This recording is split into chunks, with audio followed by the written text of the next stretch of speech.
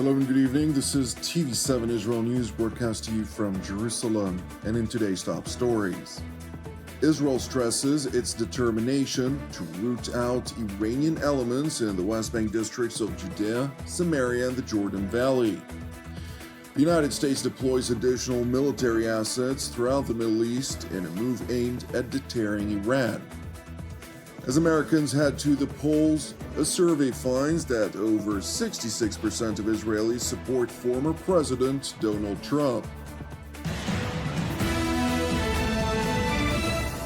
Israel will continue to face Iranian proxies throughout the region on all fronts and will not relent in the face of increasing pressure. Speaking to IDF forces of the Ephraim Brigade near the West Bank town of Kalkilia, Defense Minister Yoav Gallant highlighted that the failures of the Islamic Republic of Iran on other fronts have resulted in increased efforts by the Islamic Revolutionary Guards Corps to flood Judea, Samaria, and the Jordan Valley with funds, munitions, armaments, and advisors in an effort to bolster terror groups in the territories against Israel. איראן מנסה לפגוע בישראל. אז זה מתחיל מעזה ועובר ללבנון, וממשיך לתימן ולעיראק ומקומות אחרים, ואנחנו בכל המקומות האלה בולמים ומקים אותם, אבל כשהנתיבים נסגרים, הדרך שלהם לפעול זה להזרים לתוך יהודה ושומרון את כל מה שהם יכולים.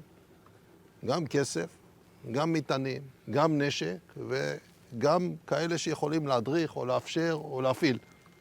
את הדבר הזה אתם פוגשים. זאת אומרת, ההתגברות אצלכם, ההתגברות של הטרור, שלאורך כל השנה האחרונה, בכל מקום, גם בתוך קלקילה וטולקרה, וגם בטובאס ובג'נין, וגם במקומות בדרום. ההתגברות הזאת היא פונקציה של זה שצה"ל מצליח בצורה מאוד טובה במקומות האחרים. וכשאנחנו נותנים מכה לפני שבוע במרחב טהרן ובמקומות אחרים באיראן, וכשאנחנו סוגרים להם את היכולת לעשות פעולות אמיתיות שהם תכננו, פעולות רצח של חיזבאללה, ומקים ומרסקים את החמאס כבר שנה שלמה, מחפשים נתיב, טרור לא נח. והאיראנים מזרימים את הלחץ, והלחץ הולך למה שהם חושבים שזה נקודה נמוכה, או נקודה יותר חלשה. ולכן, בגלל שבאיו"ש יש מרחב גדול, הדבר הזה מגיע אליכם, והוא מתחיל במזרח ומתקדם. Jerusalem's top defense official went on to underscore to the troops, whom he praised for eliminating over 800 Islamist terror operatives over the course of the past year alone, that the war on terror will further intensify. אתם נאבקים בגורמים שהם פלסטינים מקומיים, אבל המימון, הכסף, ההכוונה, המשאבים שעומדים מאחורי העניין הזה, באים מאיראן. והם הולכים לכאן מפני שהם לא מצליחים במקומות אחרים. הם לא אוהבים את זה שחיסלנו את נסראללה וחיסלנו את סינואר, ואת כל מה שעומד מאחורי זה. אז מה עושים? מחפשים אלטרנטיבה. ולכן הצפי שאני רואה זה שהפעילות שלכם תהיה יותר ויותר מורכבת ויותר ויותר קשה. במובן הזה שיהיה לכם יותר אתגרים. Turning to the northern front, amid increased efforts by the Biden administration to reach a resolution for Lebanon, Prime Minister Benjamin Netanyahu toured Israel's northern front, during the course of which he explicitly clarified Jerusalem's stance vis-à-vis Iran's Lebanese tentacle, namely Hezbollah. אני כאן בגבול הצפון, מכאן רואים ושומעים את השינוי של המציאות, טוסים למעלה ולוחמינו הגיבורים על הקרקע, מעבר לקו הגבול, מחסלים את כל מערך הטרור התת-קרקעי שחיזבאללה הכין, לפשיטה לגליל ולטבח עוד יותר גדול מזה שקרה בעזה. זה כבר לא יקרה. אנחנו מכים בכל חלקי לבנון, ואני רוצה להעביר שאם או בלי הסכם, המפתח להחזרת השקט והביטחון בצפון, המפתח להחזרת תושבינו בצפון בבטחה לבתיהם, זה קודם כל להרחיק את חיזבאללה מעבר לליטני. ושנית, להכות בכל ניסיון של התחמשות מחודשת שלו, ושלישית, להגיב באופן תקיף נגד כל פעולה נגדנו. ובמילים פשוטות, אכיפה, אכיפה, אכיפה, וניתוק צינור החמצן של חיזבאללה מאיראן דרך סוריה. לכל זה אנחנו מחויבים. Meanwhile, in Washington, Pentagon Press Secretary Major General Pat Ryder announced an order by U.S. Secretary of Defense Lloyd Austin to deploy a long list of new assets into the Middle East ahead of an anticipated departure of the USS Abraham Lincoln aircraft carrier strike group from the highly volatile region. Secretary Austin ordered the deployment of additional ballistic missile defense destroyers, fighter squadrons, and tanker aircraft, and several U.S. Air Force B-52 long-range strike bombers to the U.S. Central Command area of responsibility.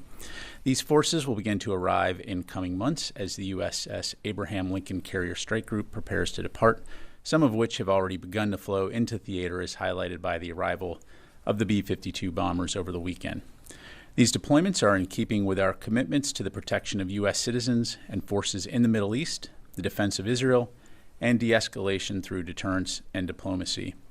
These movements build on the recent decision to deploy the Terminal High Altitude Area Defense Missile Defense System to Israel, as well as DoD's Sustained Amphibious Ready Group Marine Expeditionary Unit posture in the Eastern Mediterranean, and demonstrate the flexible nature of U.S. global defense posture and U.S. capability to deploy worldwide on short notice to meet evolving national security threats. Secretary Austin continues to make clear that should Iran, its partners, or its proxies use this moment to target American personnel or interests in the region, the United States will take every measure necessary to defend our people. General Ryder further stressed in response to a question related to Iran's declared intentions to attack Israel and the United States in the days ahead that the Biden administration has been very clear that Iran should not respond to Israel's October 26th retaliation. So in terms of whether or not Iran does anything, I'm not going to speculate, nor will I discuss intelligence assessments from here. I think we as the U.S. government have been very clear that we believe Iran should not respond to Israel's retaliation if they choose to do so. We, of course, will support Israel in their defense. The Ayatollah regime in Tehran has apparently not received the Biden administration's memo, with an increase of statements emerging regarding the Islamic Republic's determination to attack Israel. Moreover, Iran's foreign ministry proclaimed that so long as Israel continues to attack Hamas in Gaza and Hezbollah in Lebanon, a threat of wider escalation persists. واکنش ما در برابر هر تجاوزی قطعی و قاطع خواهد بود. اون چه که ما اعلام کردیم و از طی یک سال بارها هم تکرار کردیم این هست که مسئله اصلی نسل‌کشی در فلسطین اشغالی در غزه و ادامه تجاوزات در لبنان هست. مادامی که این وضعیت وجود داره منطقه در معرض تشدید ناامنی و گسترش جنگ است. Alongside the Islamic Republic's determination versus Israel, the Iranian Foreign Ministry further highlighted unabashedly that it regards the presence of the United States military in the region as the root cause of instability. مادامی که با حضور نیروهای بیگانه به ویژه آمریکا مواجه است، با مشکل و با تنش مواجه خواهد ماند. قطعاً بر عزم و اراده ما در دفاع از خودمون تأثیری نخواهد داشت، ولی فکر میکنم بیش از پیش کشورهای منطقه رو باید به این نتیجه برسونه که برای دفاع از امنیت و ثبات منطقه لازم هست با همدیگر و با کمک همدیگر موضوعات منطقه‌ای رو به پیش ببرن. The Iranian Foreign Ministry also addressed the U.S. elections, while the Ayatollah regime employed multiple campaigns of disinformation, which an FBI investigation revealed were aimed to aid the Harris campaign. Tehran effectively sought to distance itself from allegations related to its malign election interference. انتخابات آمریکا به مردم آمریکا مربوط است. برای ما عمل مهم است. ما رفتارهای آمریکا رو مد نظر قرار خواهیم داد و بر اون اساس ارزیابی خواهیم کرد. اما متاسفانه تاریخچه روابط دو کشور، برخورد آمریکا و ملت ایران نشون داده که چندان تفاوتی بین دولت‌های مختلف نبوده و اون رویکرد ضد ایرانی و ضد ملت ایران متاسفانه در کم و بیش در دولت‌های مختلف آمریکا وجود داشته. Turning to Israel, where a survey found that 66% of Israelis prefer former U.S. President Donald Trump over Vice President Kamala Harris, who secured only 17% of support of Israeli respondents. I think I would choose Kamala Harris because I think Trump is really crazy. I don't like crazy people, and I think, I don't feel like I understand enough, but I think Kamala Harris is a more decent person than Trump. I would like to see Donald Trump winning. The only reason is because he's a friend of Israel, and I, as a right voter, will prefer Donald Trump on Kamala Harris, which she proved herself as against Israel.